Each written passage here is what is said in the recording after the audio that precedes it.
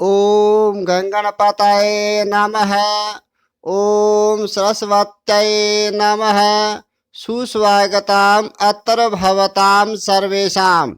आज हम 11वीं कक्षा का संस्कृत का छठा पाठ आहार विचार का अभ्यास पढ़ेंगे। अभ्यास का पहला प्रश्न है, ऐसा पाठ है कस्मात् ग्रंथात् उद्धृत है। यह पाठ किस ग्रंथ से लिया गया है। यहाँ पर कस्मात् यह प्रश्नवाचक शब्द है। इसके स्थान पर उत्तर लिखेंगे चरक संहिता इति। पूरा उत्तर हो जाएगा, ऐसा पाठ है चरक संहिता इति ग्रंथात् उद्धृत है। अगला ख भाग है, चरक संहितायाः रचयिता कै। चरक संहिता का रचयिता कौन है। यहाँ पर कै प्रश्नवाचक शब्द है। इसके स्थान पर उत्तर हो जाएगा आचार्य चरक है। पूरा उत्तर हो जाएगा, चरक संहितायाः रचयिता आचार्य चरकः अस्ति। अगला ग है, कीदृशं भोजनम् इंद्रियाणि दृढ़ीकरोति। कैसा भोजन इंद्रियों को मजबूत बनाता है। इसका उत्तर हो जाएगा, सनिग्धं भोजनम् इंद्रियाणि दृढ़ीकरोति। चिकना भोजन इंद्रियों को मजबूत बनाता है। अगला है घ, अजीर्णे भुञ्जानस्य कः दोषः भवति। न पचने पर खाए जाते हुए के क्या दोष हो जाते हैं। इसका उत्तर हो जाएगा, अजीर्णे भुञ्जानस्य पूर्वस्य आहारस्य अपरिणतं रसम् उत्तीर्ण आहार रसेन उपसृजत सर्वान् दोषान् प्रकोपयति। अजीर्णे न पचने पर, भुञ्जानस्य पूर्वस्य आहारस्य पहले खाए हुए भोजन का, अपरिणतम रसम न पका हुआ न पचा हुआ रस, उत्तीर्ण आहार रसेन बाद में खाए जाते हुए भोजन रस के साथ मिलता हुआ, सर्वान् दोषान् प्रकोपयति सभी दोषों को उत्पन्न कर देता है। अगला है अंग भाग, कीदृशं भोजनम् श्लेष्मानां परिहरास्यति। कैसा भोजन कफ को नष्ट कर देता है। इसका उत्तर हो जाएगा, उष्णं भोजनम् श्लेष्मानां परिहरास्यति। गर्म भोजन कफ को नष्ट कर देता है। अगला प्रश्न है च, कीदृशं भोजनम् बलाभिवृद्धिम् उपजनयति।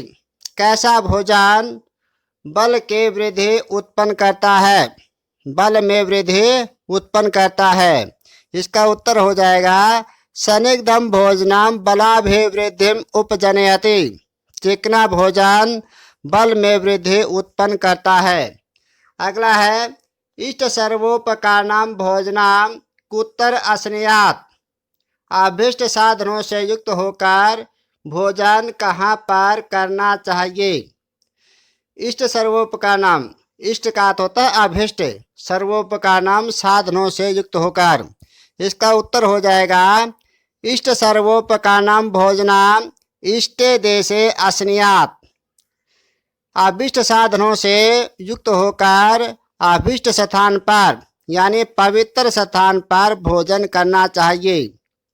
अगला प्रश्न है, कथं भुञ्जानस्य उत्स्नेहस्य समाप्ते न नियतः। कैसे खाए जाते हुए के उल्टी की समाप्ति निश्चित नहीं होती है। इसका उत्तर हो जाएगा, अतिद्रुतं भुञ्जानस्य उत्स्नेहस्य समाप्ते न नियता। अत्यधिक जल्दी जल्दी खाए जाते हुए के उल्टी होना, डकार आना, तो इस प्रकार की समाप्ति निश्चित नहीं होती है। अगला झ भाग है, अति विलंबितम हे भुञ्जानः काम न अधिगच्छति। अत्यधिक धीरे धीरे खाए जाते हुए काम न अधिगच्छति क्या प्राप्त नहीं करता है। जब हम अत्यधिक धीरे धीरे भोजन करते हैं तो हमें क्या प्राप्त नहीं होता है। इसका उत्तर हो जाएगा, अति विलंबितम हे भुञ्जानः तृप्तिं नाधिगच्छति। अत्यधिक धीरे धीरे खाए जाते हुए को संतुष्टि प्राप्त नहीं होती है, तृप्ति प्राप्त नहीं होती है। अगला प्रश्न है, जल्पतः हसतः अन्यमनसः वा भुञ्जानस्य के दोषाः भवन्ति।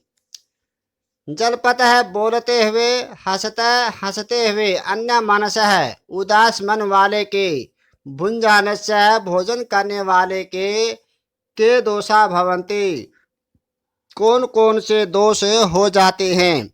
इसका उत्तर हो जाएगा, जल्पतः हसतः अन्यमनसः वा भुञ्जानस्य उत्स्नेहनम् अवसादनम् भोजनस्य अप्रतिष्ठानम् भोज्य गुणदोषानुपलब्धि दोषाः भवन्ति।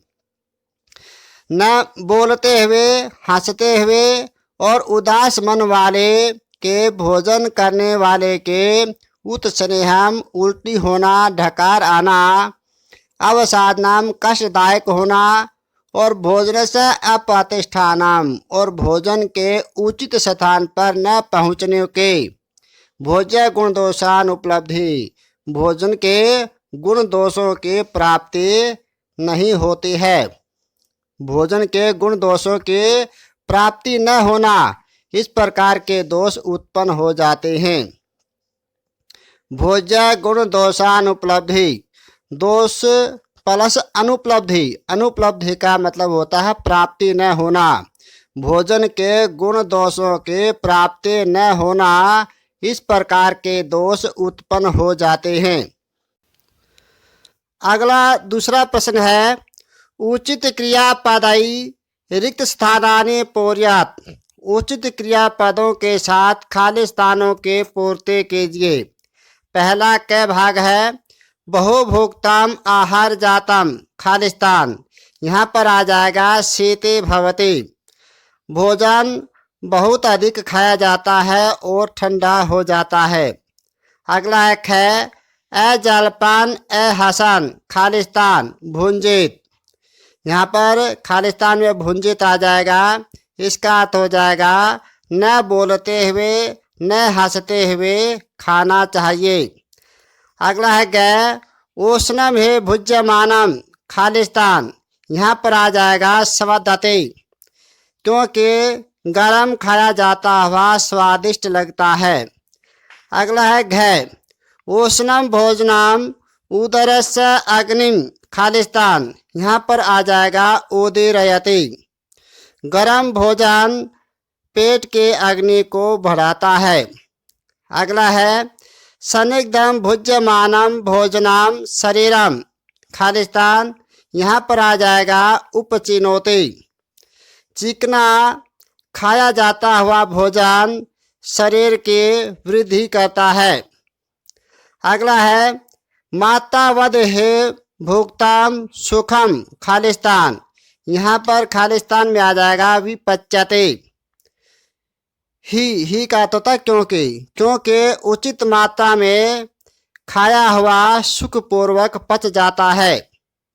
अगला है 6, अति द्रुतम है न खालिस्तान, यहाँ पर आ जाएगा असनियात, क्योंकि अत्यधिक जल्दी जल्दी नहीं खाना चाहिए।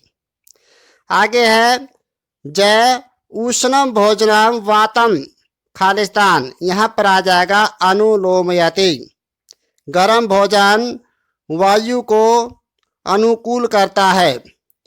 अगला तीसरा प्रश्न है, अधोलिखित पदानाम वाक्येषु प्रयोगम कुरुत। नीचे लिखे पदों का वाक्यों में प्रयोग कीजिए। यहाँ पर कुछ संस्कृत के पद दिए हुए हैं, उनका अर्थ बताते हुए वाक्य में प्रयोग करना है।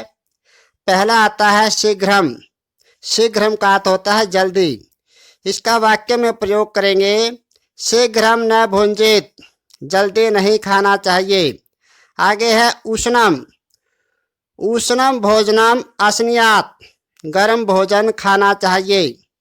आगे है सनिग्धम, चिकना, सनिग्धम है भुज्यमानम स्वदते, क्योंकि चिकना युक्त भोजन खाए जाते हुए स्वादिष्ट लगता है। आगे है तैलादिकम युक्तम, तैलादि युक्तम भोजनम स्वदते। तेल आदि से युक्त भोजन स्वादिष्ट लगता है। आगे है विवर्धयते, बढ़ाता है। मात्रावद भुक्ताम आयु रे विवर्धयते, उचित मात्रा में खाया हुआ आयु को ही बढ़ाता है। आगे है अति द्रुतम, जल्दी, अत्यधिक जल्दी जल्दी। अति द्रुतम न भुंजेत, अत्यधिक जल्दी जल्दी नहीं खाना चाहिए। आगे है आते विलंबितम, इसका प्रयोग हो जाएगा आते विलंबितम न असनियात, अत्यधिक धीरे धीरे नहीं खाना चाहिए। आगे है पच्यते, बहुभुक्तम भोजन विषमम पच्यते, बहुभुक्तम भोजन विषमम पच्यते, बहुत अधिक खाया हुआ भोजन कठिनाई से पचता है। अगला चौथा प्रश्न है अधोलिखित प्रकृति प्रत्यय विभागम योजयात, नीचे लिखे प्रकृति प्रत्यय विभाग को जोड़िए, यानी प्रकृति और प्रत्यय विभाग करके दिए हुए हैं, उनको जोड़कर लिखना है। पहला है जरी धातु, कतः प्रत्यय नपुंसकलिंग प्रथम पुरुष एक वचन, जीर्णम, ये उदाहरण के तौर पे समझा करके बताया हुआ है। आगे है अस धातु सत्री प्रत्यय पुल्लिंग प्रथमा एक वचन, यहाँ पर बन जाएगा असनन, खाते हुए। आगे है अभि उपसर्ग वृद्ध धातु निच प्रत्यय लट लकार प्रथम पुरुष एक वचन, इसका बन जाएगा अभिवर्धयति, बढ़ाता है। आगे है गए उप प्लस सृज कर्मवाच्य, कर्मवाच्य में बनाना है लट लकार प्रथम पुरुष एक वचन उपसृजते। आगे है इस धातु कतः प्रत्यय पुल्लिंग सप्तमी एक वचने, इसका बन जाएगा इष्टे। आगे है भुज धातु सानज प्रत्यय पुल्लिंग षष्ठी एक वचन, इसका बन जाएगा भुंजान है। आगे न हसन, इसका हो जाएगा ए हसन, न हंसते हुए। आगे है पर उपसर्ग कुप धातु निच प्रत्यय लट लकार प्रथम पुरुष एक वचन, इसका बन जाएगा पर कोपयति। आगे है जन धातु कतः प्रत्यय स्त्रीलिंग, स्त्रीलिंग में बन जाएगा जाता, और नपुंसकलिंग में बन जाएगा जातम, और पुल्लिंग में बन जाएगा जात है। आगे है उप उपसर्ग ची धातु लट लकार प्रथम पुरुष एक वचन, इसका बन जाएगा उपचिनोति। आगे है यह अभि उपसर्ग नि उपसर्ग वृत धातु निच प्रत्यय लट लकार प्रथम पुरुष एक वचन, यहाँ पर बन जाएगा अभिनिवर्तयति। अगला पांचवा प्रश्न है अधोलिखितानां पदानां संधि विच्छेदम करोत, नीचे लिखे पदों के संधि विच्छेद कीजिए।